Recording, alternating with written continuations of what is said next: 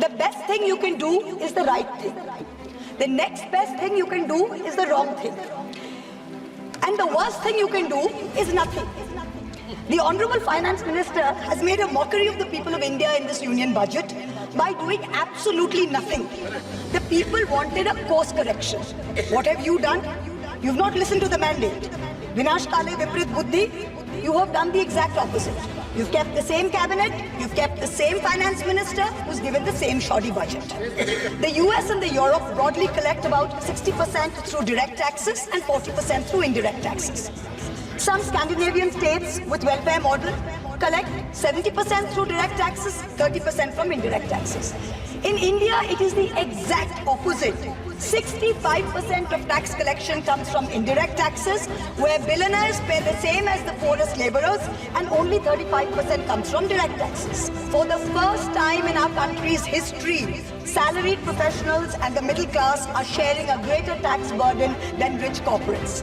The middle class is contributing 55% of direct income taxes under this government, up from 38% under the UPA. I stand here today on behalf of my party, the All India Trinamool Congress, to speak on the finance bill. Madam, I have to say I'm deeply pained at the very onset. I must point something out. When we talk on the governor, speak on the President's address, the Honorable Prime Minister leaves the chamber. Today, when we're speaking on the finance bill, the Honorable Finance Minister leaves the chamber. We members of the opposition are deeply pained by this. We hope that the government will take notice of our pain and be present in the House each time that we speak on relevant issues.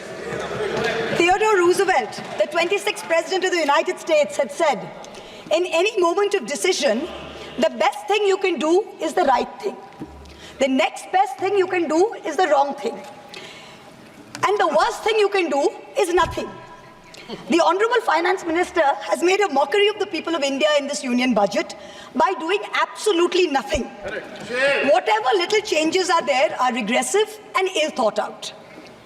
Means that the people did not want a business as usual approach. The people wanted a course correction. What have you done? You've not listened to the mandate. Vinash Kale Viprit Buddhi, you have done the exact opposite. You've kept the same cabinet, you've kept the same finance minister who's given the same shoddy budget.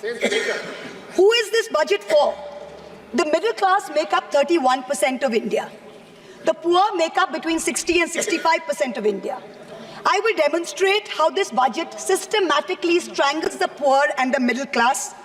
This is a kursi bajao budget, a save the chair budget for this government, and even that it doesn't do very well. Broadly, there are two types of taxes: direct taxes, indirect taxes. Direct taxes are known as progressive taxes. Why are they progressive? So income tax, property tax, investment tax on capital gains, these are done in a way that the richer you are, the more tax you pay. So they're kind of fairer. Sir, please. Sir. Sir, you're a chat person. What is it? Indirect taxes are regressive because everyone from the richest billionaire to the poorest laborer is paying the exact same tax.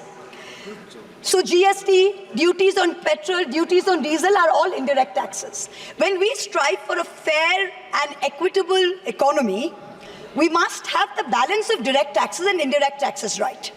The US and the Europe broadly collect about 60% through direct taxes and 40% through indirect taxes. Some Scandinavian states with welfare models collect 70% through direct taxes, 30% from indirect taxes. In India, it is the exact opposite. 65% of tax collection comes from indirect taxes, where billionaires pay the same as the poorest laborers, and only 35% comes from direct taxes. Even within the direct tax bracket, for the first time in our country's history, salaried professionals and the middle class are sharing a greater tax burden than rich corporates. The middle class is contributing 55% of direct income taxes under this government, up from 38% under the UPA. The richest corporates in India today contribute only 45% of direct taxes. Not only is the middle class being taxed, but now with this budget, the savings of the middle class have also been taxed with removal of indexation and with a rise in the short-term capital gains. Investors who've made more than 11% return, we've done the calculation, that's about the threshold rate. If you have made more than 11% returns, so if you've made higher returns, then this new tax regime with the removal of indexation has happened is good for you. Now, people like our parents, pensioners, salaried middle class, risk-averse people who invested in gold, in property, in debt mutual funds, the removal of indexation has harmed them disproportionately. So the middle class has lost out. Debt mutual fund holders will end up paying more than 40% more tax because indexation is being changed from 20% to 12% for investments made before April 1st, 2023. So this is effectively penalizing those who've made low profits. You've anyway made lower profits. People think real estate has made enormous profits. If you look at RBI's housing index for the past 10 years, the average rise in property prices has been between 4.5% and 5%. So if the middle class is invested in property, that is below 11% return, so indexation is going to harm you. The current GST regime is irrational and iniquitous. There is 18% GST levied on life insurance and medical insurance products. The Honorable MOS Finance yesterday, on Monday, told this House that the government has collected 8,263 crores as GST on health insurance for the fiscal year 23-24 alone. This is blood money. Our Honorable Chief Minister Mamata Banerjee wrote a letter to the Finance Minister, to the Centre, pointing out that this is a completely anti-people tax. What is life insurance? What is health insurance? It is people guaranteeing and spending money and protecting against life's uncertainties, against accident, against injury, against ill health, against death. What are you doing? You are imposing GST, same rate that a billionaire pays, the poorest middle class person has to pay. So people are deterred from taking out new policies. People are deterred from continuing existing insurance. This should be removed at the earliest. Now, let me now move on to what affects more than 70% of Indian citizens, social sector allocations. The general trend over the past decade, in every budget in the last 10 years, of which our Honorable Finance Minister has presented 7, has been in nominal terms, you have allocated more money to the social sector. But if you account for inflation and you look at real allocations, inflation adjusted, allocations have seen reductions of over 25% in the past 10 years. I'm going to look at real allocations, that is adjusted for inflation, for some major schemes in the past 10 years. Sarva Shiksha Abhijan, minus 18%. Rashtriya Madhyamik Shiksha Abhiyan, minus 9%. ICDS, which affects every child, it's a school scheme, minus 34%. Mission Anganwadi, minus 5%. PM Poshan, minus 45%. PMGSY, those of us who have rural areas, the Pradhan Mantri Gram Sadak Yojana scheme, minus 47% reduction in real terms. The National Social Assistance Program, minus 20%. The combined expenditure on 5 social schemes, the top 5 social schemes as a percentage of GST, of GDP, has declined from a peak of 0.93%, so almost 1% of GDP in 2009-10. Do you know where it is today in 23-24? It is 0.36%. It is only a third of what it was in 9-10. The Manrega budget during COVID, when the centre was telling all the states, please give employment to the labourers, they are going back. The Manrega budget in 2021 was 0.6% of GDP. Do you know what it is today? 0.26%. No, specific budget figures for 24-25 are shameful. Specific figures, let's look at the specific figures. The allocation for Samarth, which is maternity entitlement and the creche scheme, has been reduced by 70 crores compared to budget estimates of last year. The budget for the National Social Assistance Program, for again those of us with rural areas, you know how important this is. This is what gives social security pensions to the elderly, to single women, to disabled. This is unchanged from last year at 9,652 crores. 9,600 crores, same as last year, no adjustment for inflation. The central contribution to social security pensions has been unchanged since 2014. It was 200 rupees in 2014. It is still 200 rupees per person today. The price of the cutlets in the parliamentary canteen in the last 10 years have been adjusted for inflation with the government's approval. The price of the cutlets in the parliamentary canteen have more than doubled. But when it comes to giving social security for the poorest of the poor, it is still 200 rupees in the last 10 years, no change. This budget's allocation, there is no room for higher salaries for Anganwadi workers. Their salaries have been unchanged since 2018. No room for higher honorarium for midday meal cooks. You have to understand a lot of the women in villages depend on only Anganwadi sectors and midday meal sectors for any source of employment. There has been no higher allocation for supplementary nutrition given to children. The National Food Security Act, the NAFSA, mandates coverage of 67% of the population through PDS. The Prime Minister has very proudly proclaimed that this is a food surplus country. Fine. Then why have we not increased the population covered under rations? Since 2011, you have not had a census. Since you have not had a census, you have not increased the number of people being covered under rations. Also, one very important question. Why is the central government blatantly defying the directions of the Supreme Court? We went to the Supreme Court on the migrant workers case. The Supreme Court gave an order, a direct order to the central government that the central government is to give rations to 8 crore migrant workers of the unorganized sector who have been left out of the food security net. The last hearing was on 16 July 2024. Court again said that you have to please give money to the states which have issued additional cards, ration cards. But there's no room in the budget for this. There is no allocation. In this rush to protect its own chair, the government is making a very dangerous mistake, which is it's not giving enough to protect our borders. Military experts have repeatedly warned us that India's military capability has to be modernized because we are fighting on two fronts. One is against China, we need a dissuasive deterrent. Against Pakistan, we need an offensive deterrent. The budgetary allocation for defense in this budget is 6.22 lakh crores. This is a marginal decrease of 2,000 crores compared to revised budget estimates. We have reduced it by 2,000 crores. This year's allocation, the budget defense allocation is 1.9% of GDP. This is the lowest since 1960, the lowest. Shame. Despite many economic constraints, past governments had always given close to 3% of GDP, which is the universal norm for defense. Over the last decade, ever since this government's been in power, it's been hovering around 2%.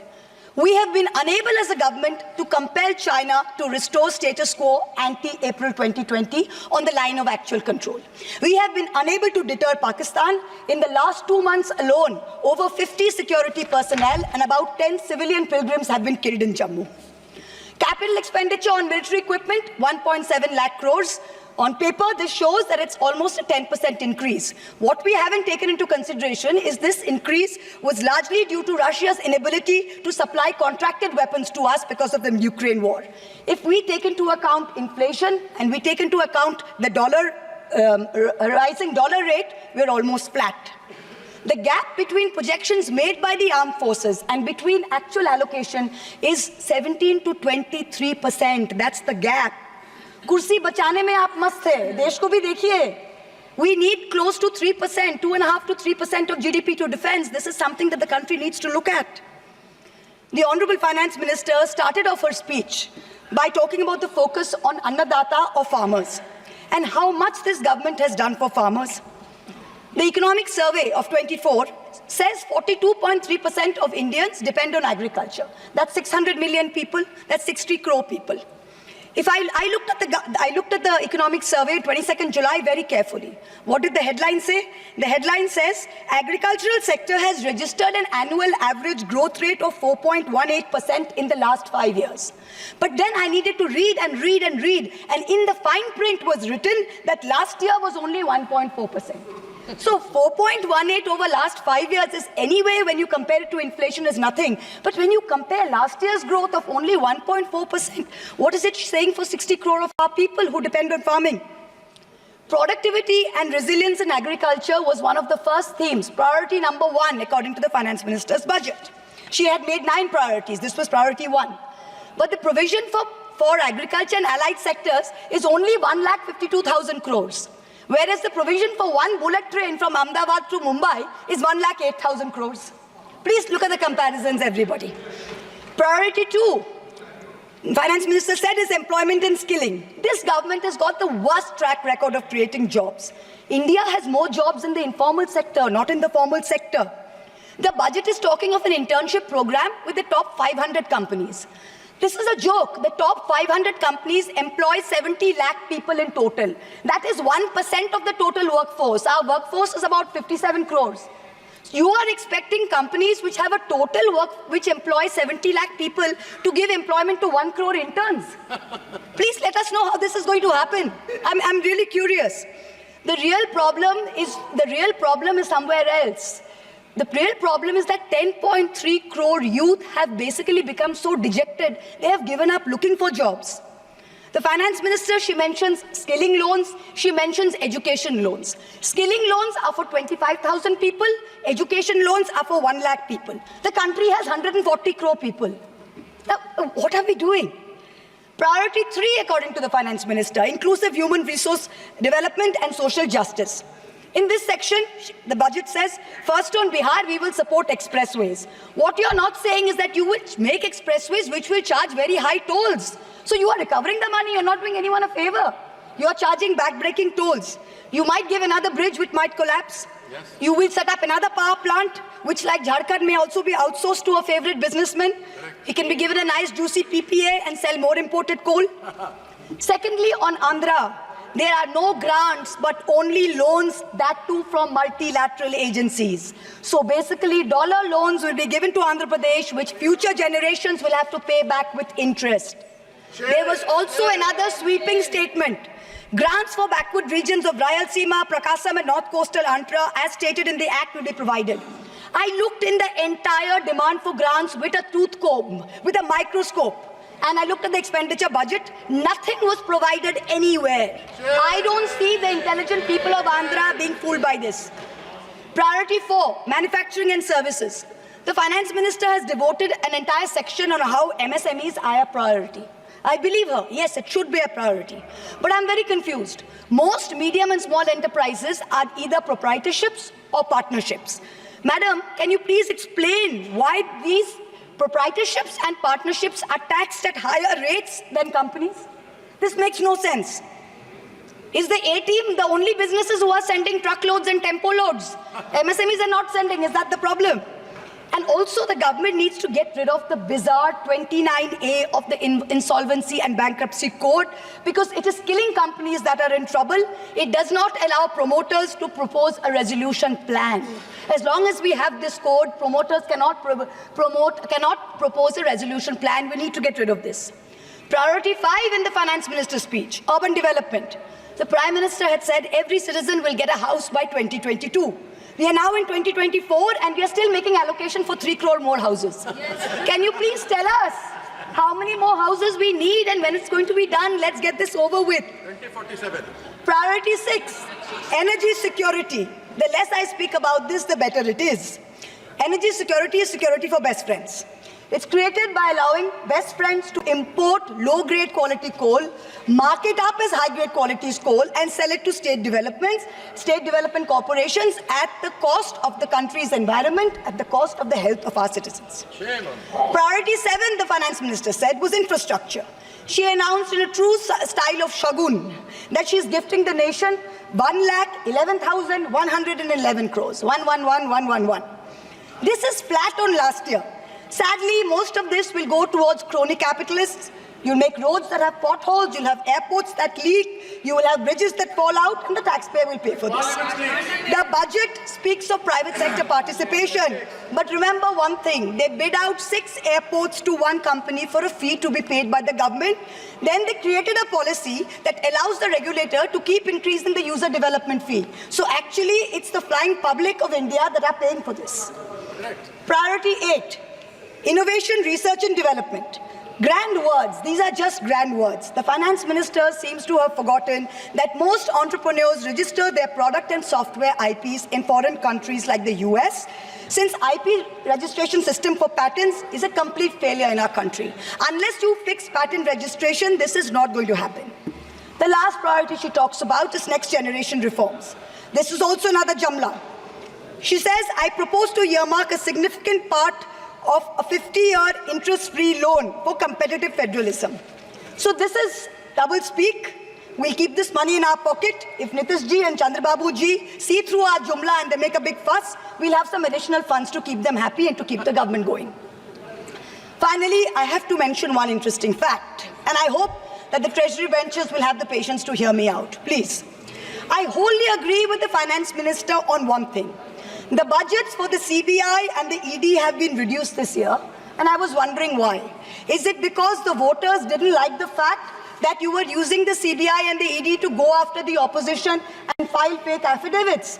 Or is it because you have outsourced the CBI and the ED completely to a businessman in Ahmedabad who's controlling the whole thing? Why have you reduced it? Number one, the former Maharashtra Home Minister highlighted how BJP leaders and agencies have threatened him to filing a fake affidavit. In the case of Sandesh Khale in West Bengal, the women have confirmed on video that BJP leaders forced them to file fake statements. Similarly, I'm told in my matter, Mr. Adani on October 16, 2023, got my friend to his office in Ahmedabad and threatened him with dire consequences to file a fake affidavit. Actually, it was Mr. Adani's in-law, Mr. Cyril Shroff, who filed the fake affidavit and forced him to sign it. Even today, every mid-level official in Adani's office calls mid-level officials in the CBI and says, 161 statement change karaiye, aapka sir ko bulaiye, madam ke against mein statement dijiye. I am telling the CBI, why are you, madam? Please take a 164 statement once and for all. Don't keep calling back people at Adani's behest to change 161 statements to implicate me. It's going to get you nowhere. Let us reduce the CBI and the ED budget to zero. Let us, Mr. Adani, pay the full 1,500 crores. Let us outsource it completely to him. End of story. In short, this Kursi Bajao budget is a desperate attempt by the government to stick its head in the sand and act like that the mandate of 2024 never happened. But the coming days are going to prove the instability of this government and the inefficacy of its economic policy. We wait for that day. Thank you very much, madam. Thank you.